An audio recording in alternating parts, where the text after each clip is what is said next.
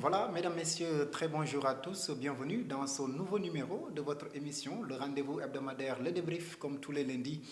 Nous accueillons sur ce plateau notre très cher consultant, Alioune Soumaré, que nous ne présentons plus, ancien international, ancien capitaine des Lions, ancien capitaine de la Jeanne d'Arc.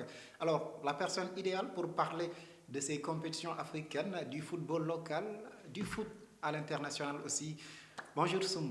Bonjour Jacques et bonjour à nos amis internautes qui nous suivent un peu partout dans le monde.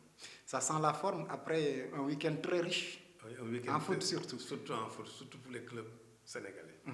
Les clubs sénégalais qui se sont distingués en compétition africaine. C'est d'abord le champion du Sénégal en titre qui a réussi une belle performance samedi en préliminaire de la Ligue africaine des clubs champions en s'imposant à domicile au stade Léopold Sédar Senghor 2-0 devant Misr El Makassa d'Égypte. Les buts donc de Génération Foot, Sabali et Diandiaï. Ce sont les deux cadres d'ailleurs de ce club Génération Foot. Nous allons y revenir. Mais en attendant la match retour, le club de Denis Biramdao garde là un matelas d'avance sur son adversaire. Oui, on serait tenté de dire, parce que gagner par 2 buts à 0, surtout en compétition internationale, c'était très bon d'avoir une avance confortable et surtout ne pas encaisser de but et ils l'ont réussi. Et ça, c'est de bonne guerre pour la manche retour. La situation est donc rassurante et pleine d'espoir.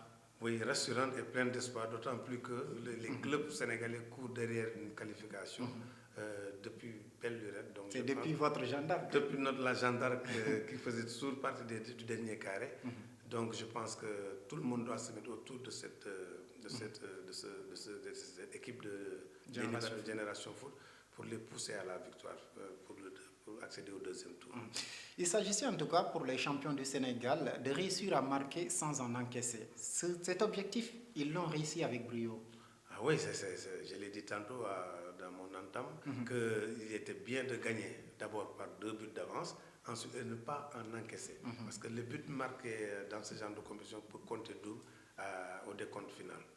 Alors, pour revenir dans le fond du jeu, c'est vrai que les deux équipes n'avaient pas trop forcé, surtout en première période. Génération Foot, on avait comme l'impression qu'ils avaient du mal à imposer leur jeu comme ils le faisaient en championnat. Oui, vous savez, c'est deux compétitions différentes. Donc, il y a le respect de l'adversaire et le respect du football égyptien en général.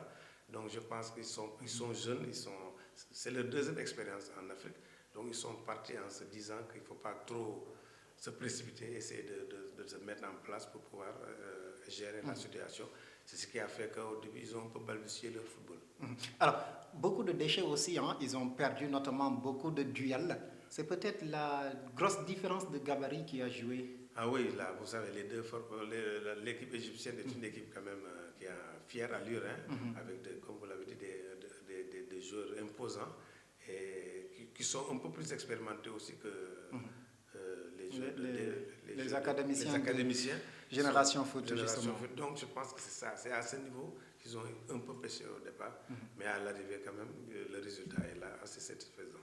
C'est le talentueux Cheikh Tidiane Sabali qui a ouvert le score d'un joli tir croisé à ras de terre pour tromper le portier égyptien à la 53e minute.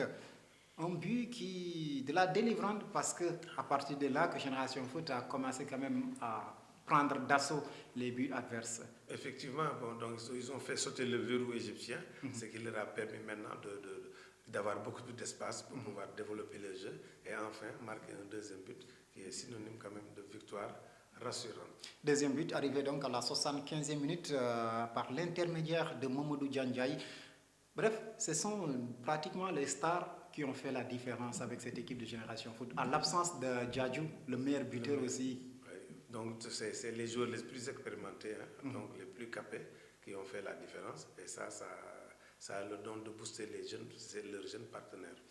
Je le disais tantôt, l'absence de Djadjou, le meilleur buteur de la saison en cours, déjà avec Génération Foot.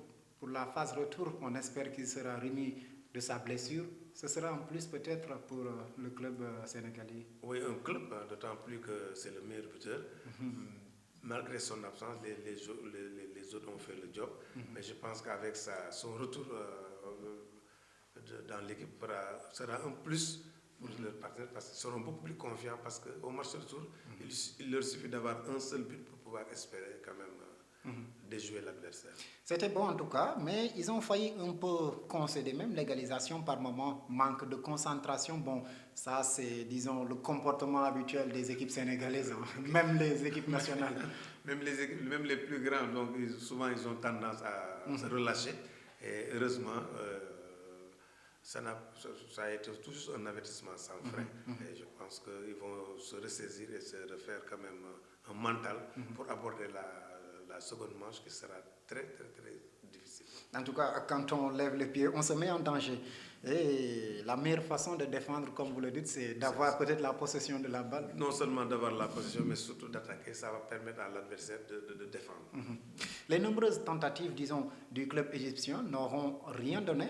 C'est vrai qu'ils avaient peut-être eu un peu plus de possession, mais disons, surtout pour la première période, ils ont quand même attendu, hein, ces Égyptiens, d'être menés pour quand même ruer à l'attaque. Oui, vous savez, ces équipes expérimentées, hein, égyptiennes, marocaines ou autres, les maghrébins en général, quand ils viennent chez l'adversaire, c'est tout juste pour faire un résultat nul et essayer de gagner le match à domicile. Et là, ils se sont rendus la tâche difficile parce qu'à domicile, il va falloir qu'ils attaquent à outrance et ça risque de laisser des brèches pour l'équipe adverse. On a gagné, bien. Génération Foot a gagné, mais il y a de quoi s'inquiéter. Hein. Oui et non, hein. Il y a de quoi s'inquiéter parce que compte tenu de l'inexpérience de certains joueurs, on peut s'inquiéter.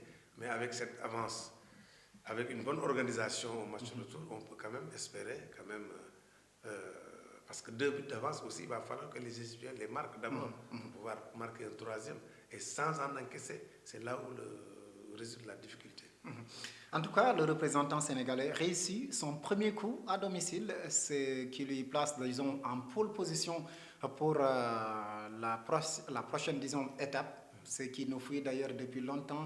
Mais on espère qu'avec Génération Foot, on va atteindre, disons, ce cap. En préliminaire aussi de la Confédération africaine de la Coupe CAF, l'équipe de Mbour Petite Côte s'est inclinée au Maroc devant le RSB Barkhane, 2-1. L'équipe sénégalaise a même surpris, disons, les locaux en ouvrant le score à la 37e minute par Mamadou Sow, aussi un des buteurs de cette formation. Est-ce un bon résultat? On parle bien d'une double confrontation ce matin. Ah oui, moi je pense que c'est un résultat quand même acceptable, et bon même, parce que vous savez, le but marqué à l'extérieur peut faire la différence au retour. Donc les Mbourois ont surpris. Ils comptent doublement. Voilà, ils comptent doublement. Donc les Mbourois ont surpris pratiquement tous les spécialistes. Hein. Tout le monde pensait qu'ils allaient prendre peut-être une défaite là-bas, mais une défaite pas aussi large, hein, parce que 2-1 pour un match à double confrontation, c'est un résultat assez satisfaisant. Il suffit de gagner le match par 1-0 pour être qualifié. Là aussi va résider une autre difficulté, parce que là aussi il va falloir marquer un but et ne pas en encaisser.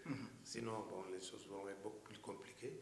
Mais je pense que le résultat quand même est encourageant pour les joueurs, pour le staff et pour les Mbourois en général. Alors, l'ouverture du score est survenue à la 37e minute exactement, avant la pause. Et puis, quand une équipe joue à l'extérieur et qui mène un score, qui s'est fait remonter en seconde période, cela veut dire qu'ils ont subi le match. Même si on n'a pas les images. On n'a pas les images, mais on peut imaginer que les Marocains se sont rués en attaque et que certainement, les Mbourois ont défendu comme ça naturellement pour essayer de conserver leur avance. Et ça vous pousse, quand vous défendez beaucoup aussi, vous commettez certainement des erreurs et il y a la fatigue. Et ce qui a permis certainement aux Marocains d'abord de réduire le score, ensuite d'aggraver. Avec probablement la pression du public. La pression du public et même un arbitrage peut-être un peu maison. On connaît les Marocains aussi, leur façon de faire. Voilà. Mais à force de pousser, disons, le club marocain a fini par renverser la tendance en seconde période. D'abord à la 66e, puis à la 76e, pardon. Un but, disons, inscrit à l'extérieur. Disons, le vainqueur de la Coupe du Sénégal peut encore espérer se qualifier. Absolument. L'espoir est permis. Je vous ai dit tout à l'heure qu'il suffit de gagner par 1-0 pour être qualifié. Parce que le but marqué à l'extérieur va compter au finish. Mais il faudra jouer son bateau à Dakar, marque à Mour, parce qu'ils vont recevoir certainement à Caroline Faye, leur fief avec l'apport du public. Il suffit de marquer un but et de ne pas en prendre. Mais là aussi, c'est assez difficile parce que programmer un seul but dans un match, c'est très difficile. C'est très difficile. Donc, il va falloir démontrer une certaine maîtrise d'abord, ensuite une bonne organisation. Il va falloir que tout le monde s'y mette, le staff, les joueurs, le public, pour permettre aux Bourrois de surclasser l'adversaire. Alors, finalement, quelle est la valeur de cette défaite? Cette défaite-là, on l'a taxée d'encourageante, parce que c'est la plus petite des marges. Moi, je préfère perdre par 2 buts à l'extérieur que de perdre par 1 but à 0. Vous avez la raison, parce que le but marqué à l'extérieur va compter tout. Alors que si on avait perdu par un seul but à 0, si l'adversaire marque à Dakar, c'est l'adversaire qui va avoir le bénéfice de 2.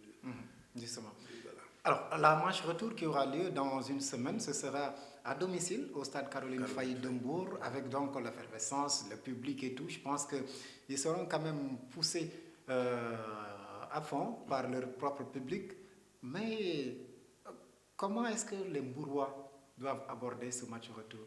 Oui, aborder avec beaucoup plus de détermination d'abord et une très bonne organisation. C'est-à-dire ne pas prendre tous les risques possibles et imaginables, parce qu'une fois que vous encaissez le but, pratiquement le match sera beaucoup plus difficile. Moi, je pense qu'il va falloir prendre son mal en patience, parce qu'un but à 0 suffira au bonheur des Mbourois, qu'il soit marqué en début ou en fin de partie, pourvu que l'équipe n'encaisse pas de but, surtout durant les 45 minutes.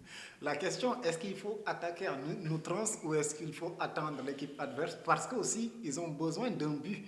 Voilà. Donc, tout comme Mbour Petite Côte. Donc il va falloir segmenter le match en plusieurs parties. Les 15 premières minutes, il va falloir attaquer, comme ça se fait partout. Quand vous jouez à domicile, donc les 15 premières minutes, il faut attaquer. Si vous arrivez à marquer un but, c'est bon. Si vous n'arrivez pas à le marquer, les 15 minutes qui vont suivre, il va falloir essayer de maîtriser l'adversaire. Et puis les 15 dernières minutes avant la mi-temps, essayer encore de faire le pressing. Au retour des vestiaires, si rien n'a changé, les 15 premières minutes de la deuxième mi-temps aussi, il va falloir attaquer et essayer de jouer par séquence.